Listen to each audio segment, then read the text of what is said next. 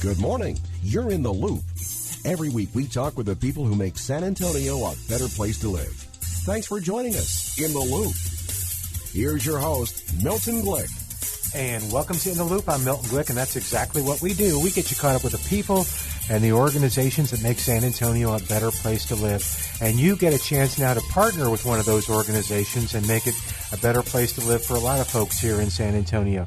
Our guest today is a guest that we've had before, but I enjoy talking to her, and the mission is so important, and they do such a great job.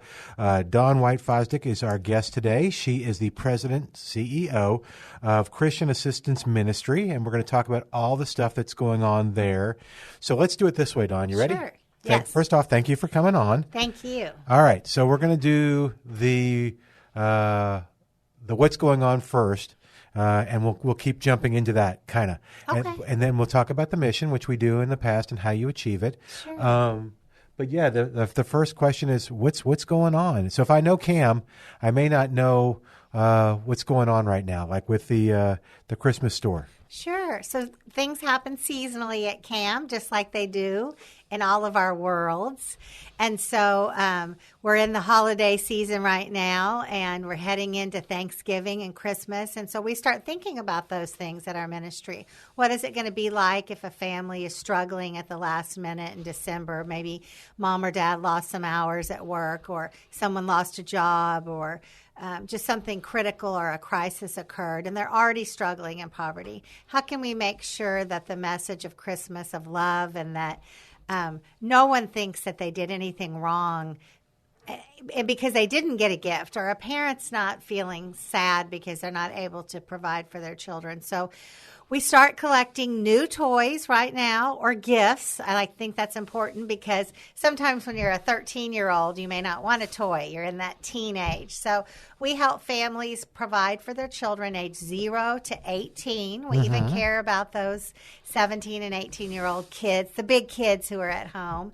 And we take donated items, but they need to be new, and we set up our warehouse like a store. And so the families that come into CAM in the December month, who may be coming in just to try to get food for their table or get a utility bill paid, we also let them sign up for this Christmas store, and it gives them a time that they get to go shop for their children. And so what I think is unique, it gives them the dignity of picking things for them. They're not pre-wrapped. We have every age, like I said, from birth to 18 years old. The things that we take that are used might be wrapping paper and Christmas trees and wreaths, because when a family comes in, they can pick some Christmas items to decorate with. They can pick the new gifts for their children, and then they can pick up some bags, and we even let them pick a book and a stocking stuffer. So it's substantial. We're really trying to imagine, what would we want as children? And as parents, what would we like to provide for our kids? And so it is a gift to families who are already struggling. And I think it's a message to the children that they are deeply loved despite what might be going on in their family. How do people participate? So you've mentioned a little bit about what, the books, the toys, the things like that, but how do our listeners participate in this? Yes. So one thing you can do is visit our website, and you can visit www.cam-sa.org, or even if you didn't write that down, you can just Google Christian Assistance Ministry San Antonio, and it'll pop up. We have, right when you go to that website, there's a link right at the top that shows a sweet little manger and Santa and a Christmas tree. You can click on that, and then you can find out how to sign up to help us do it. And signing up might mean that you are going to donate some different types of toys, or the types of things you want to do. Or you might want to volunteer, because we have people who help set it up. And then during the shopping days that families come for, we have volunteers that help the families shop for what they need for their children. How cool is that? It's really sweet. It's very a meaningful volunteer opportunity. And then you can always just call us if you have an idea. And we put information on our website about the kinds of gifts we want to give people ideas. And so anyway, as soon as you think that you might want to do that, please try to let us know. And I always encourage people, think about doing something like that with your neighborhood or your kids or your Sunday school class or your office. It's wonderful if you want to donate, but you might be able to corral some people and do a really fun group activity together. Yeah, that actually really would be. And I know from experience of doing it like that as a business, as a community, or as a church, it's a different kind of rewarding because you're doing it all together. So you have a joint mission, which is really cool. So the phone number, if they want to call, is 210-223-4099. And I believe on the website it shares like the date we want the items, but people can bring them sooner. They can start dropping off now. We start collecting. But I think our goal is the first weekend of September. It might be December 7th or something like that. And I only share that with you like the first Saturday or that early week. Just if you wanted to come by and bring the gifts and kind of see what's going on. Sometimes people like to take a picture when they're doing that, share it on social media.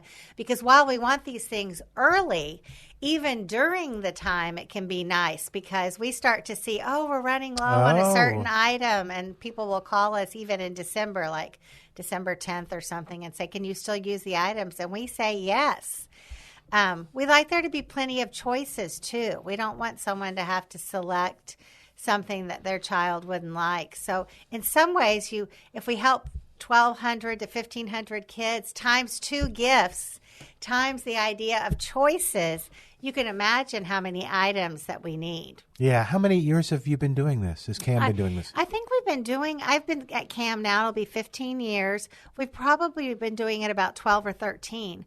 When I came there, they were informally doing it. Oh, is that right? Meaning people would just drop off gifts to us, and we would just start having them in our waiting room. And if a client came in, we gave it to them. And then we really started thinking, well, people really want something to do, and we have clients in needs. Let's make it a little more well-coordinated and create a way to create this Christmas store.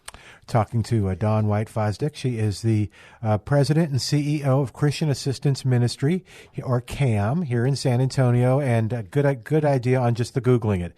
Yeah. If you're trying to get to the website, it's CAMSA.org, but just Google Christian Assistance Ministry and it'll take you there. And that phone number is 210-223-4099. We're going to revisit this in a second, but we're going to let it kind of simmer in our listeners' minds as to how they can participate. But let's tell them now, if they don't know about CAM, we can get a little into the history if you like, but the mission and how you achieve that mission.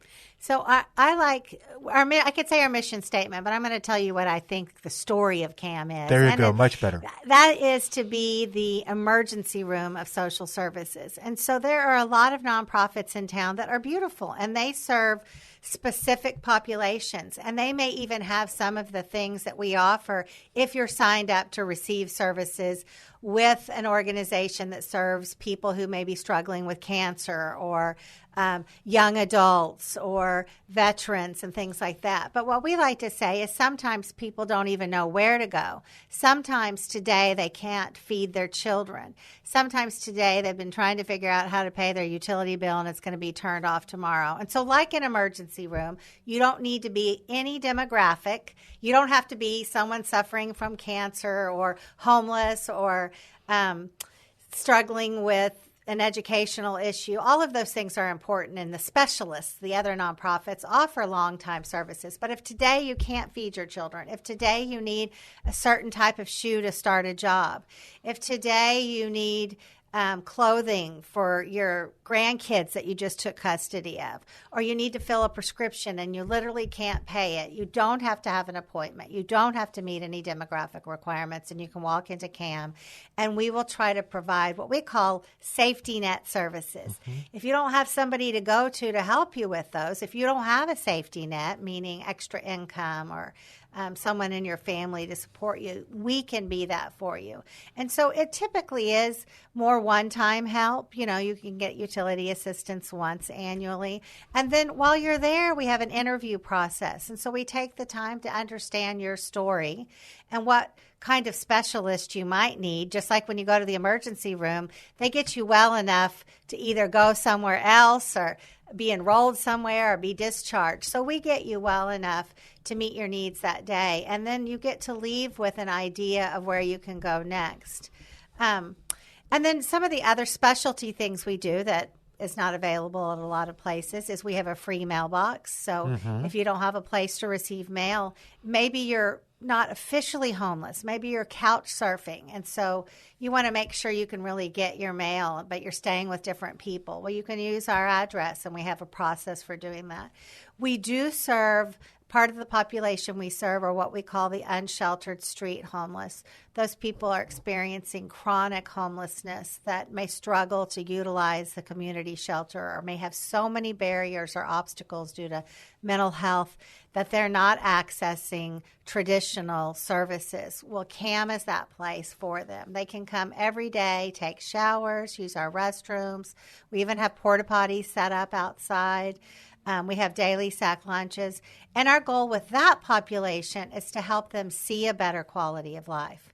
Not only get access to food or clothing, but we meet them outside. We have specialized outreach workers who have lived experience, and we really work to try to transition them from that chronic homelessness to a higher quality of life, which could mean mental health care, could mean a detox center, could mean traditional shelter. Maybe they've been scared to go. Sometimes clients will say that, I'm scared to go to Haven for Hope. And it's not because anything has happened to them. They may have had trauma in their life. And so for us to drive them over there, for us to navigate it for them, gives them an opportunity. And ultimately, we want them to be able to gain access to housing. So we kind of work with people who are housed and just struggling with either a one-time issue or have chronic poverty and may need support just for their life. And then we work with people who are unhoused.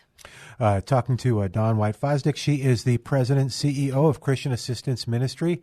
I have so many questions bumping around in my head now. Yes. Oh, so one of them, because you mentioned it, it really is fascinating, the role you do, and I love the emergency room because you do a lot of triage. You do a lot of making sure if they're homeless, they get help, and if they're on the verge of homelessness because of a bill, because of medical, because of other stuff, you help them to also kind of avoid, to have the families avoid that situation. So I have a question, and I think I've asked you off the air, so you can go, Milton, let's test it. No, I know you'll have this. So if I'm driving down Blanco Road, okay, and I see somebody that's clearly homeless, or they're sleeping under a bridge, or they're asking me, we'll do it one at a time, and I want to help. I want to do something, but I have no idea what to do. My heart's in the right place, but I have no idea how to help them. What do you offer me? Most of the time, I suggest to people to work with an organization like ours rather than trying to go out on their own. So I would say if your heart is drawn to something like that and you want to keep something in your car that you could hand to people that would be good, like a bottle of water, some socks, one of the golden tickets for a lot of our clients might even be a bus pass that would let you take a bus for the day. And you can get those for a couple of dollars. They're not hugely expensive, but they might be golden for some of the people we serve. What a great idea. And that's a really nice gift. You could even give them something like that with a little card from CAM showing our location. Now, what I would also say to everybody is a large portion of the unhoused that are chronically on the street, they know who we are. Okay. They may even act mad at you for suggesting that because they really may want money for other things, or they may not appreciate what you have to offer. So I wouldn't let that be discouraging. I mean, we all have choices that we don't have to take somebody's pity.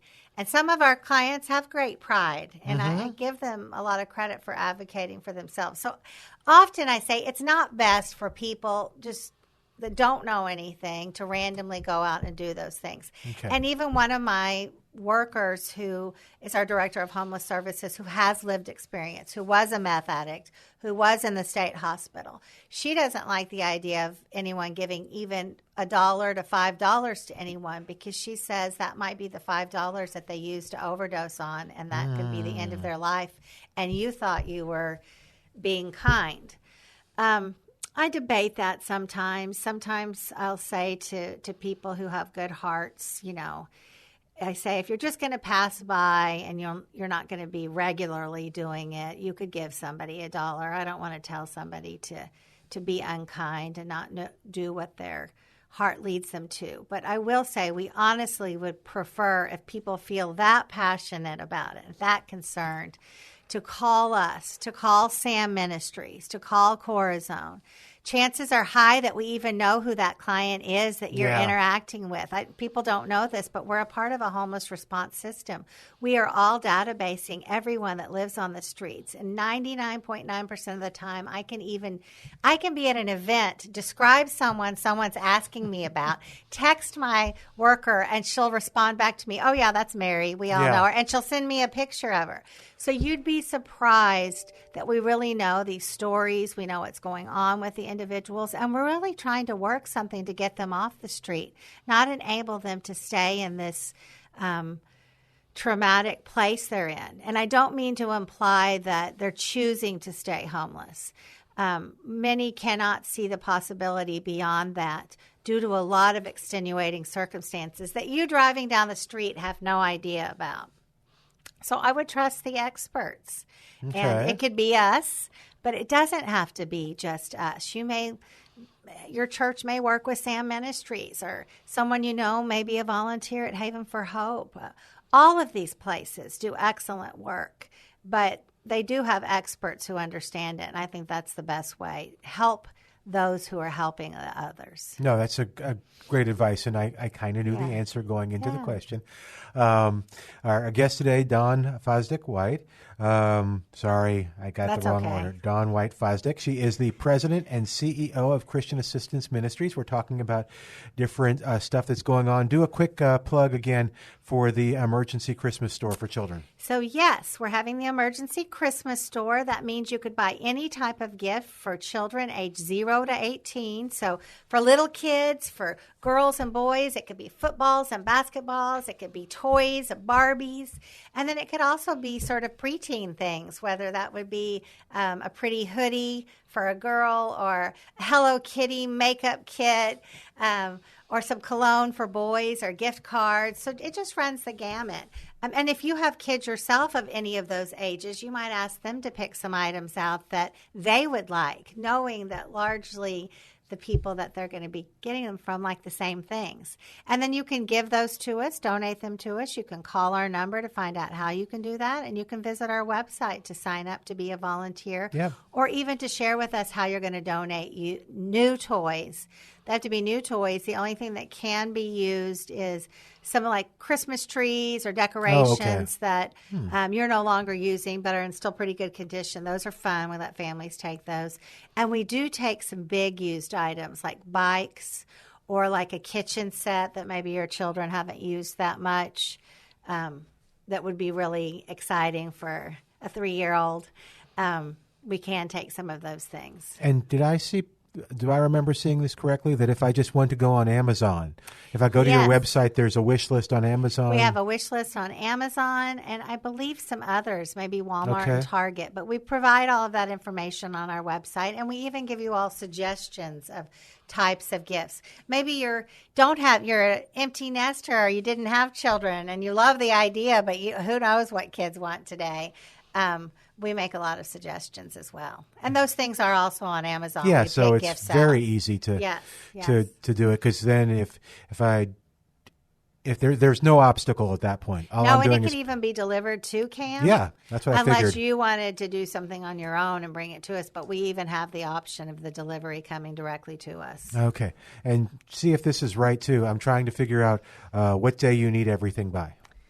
I would say that is right. December 10th. We'd like it to have it on or before December 10th. I have shared, though, that if for some reason, I don't know, y'all have a Christmas party on December 15th and want to bring gifts, sure, we can still take them, because this Christmas store is ongoing. It's getting shopped. We add to it. The only thing that I will tell people that's not helpful is to say, can I bring y'all some gifts on Christmas Eve? No, because like you want to know what, as a parent, you want to know you have gifts for your children before Christmas Eve. So typically, I want to say one of the last days that we let families shop, maybe on like December 20th or something. But we would prefer December 10th. But if for some reason you have some gifts or I don't know, there were extra at another event you went to, feel free to call us. And if it's early enough, we can add it to it. Do you have a favorite story that a parent may have told you about? I have a favorite story, and this is funny because it involved my mother. Oh, my goodness. So my mom, who's not a regular volunteer at camp, she's got plenty of other things to do. My father's the chaplain of the jail, so they have their own jail ministry. Oh, okay. Anyway, she volunteered to help families shop. And so we assign times for families to come in so that they can have a free shopping experience without fighting for things. You know, we don't want it to be crowded. It's not Black Friday. So we schedule them at different times. So just a couple at a time. And my mom signed up to help a family do that.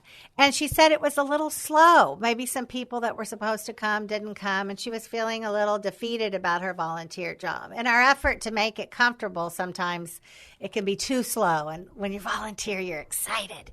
Anyway, we happened to, she didn't know this, but we were interviewing a mom in another area from the store. And the mom had just lost her job. And I think she had had some strife in her marriage. And she found herself just completely at a loss. And we said, wasn't somebody we had signed up because this was kind of last minute. We said, oh, well, why don't you go shop in our Christmas store and get some things for your kids? She had great needs. We were giving her food, clothing, giving her resources. This was a real crisis. And so my mom was there. And when the woman walked in the door, she burst into tears because her little boy had asked for a real particular Christmas item when they were in a store together. And all she had told him was maybe, Santa will bring that to you. But she had no idea how she would get that. And many times the donated Christmas items, you don't get to pick what you want. And so the fact that we had that exact item that her little boy had asked for and she was going to be able to give it to him was just a huge blessing. And I heard that story not from the mom, but from my mom, who was blessed by it.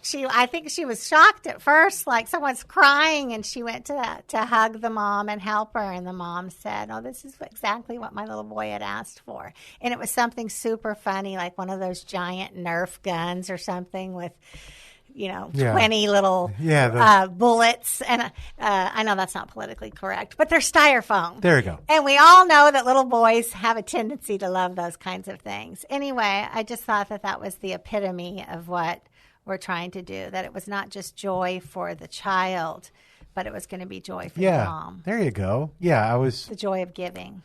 The website to learn more is camsa.org. It's actually cam-sa.org. Oh, -a. Thank you. That's okay. Cam-sa, or just if you Google Christian Assistance Ministries. Yes. And the other thing is the phone number, which is 210-223-4099. We have just about, 3.5 minutes left.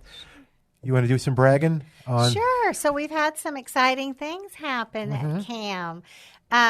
We were recently recognized by the Texas Homeless Network, which is a Texas statewide organization that works on homelessness, as the Community Organization of the Year for 2024. I'd like to brag on CAM about that because although we've had our mission since 1977, when COVID hit, we agreed to be the homeless hub focused on the unsheltered street homeless, so chronically homeless, not typically families, because our city definitely prioritizes children and families. But often the people that aren't seen by many people, or you might see them on the street corner. And we just changed our entire operation. We went from giving, occasionally maybe 100, 120 sandwiches, and we didn't really have a program focused on the homeless.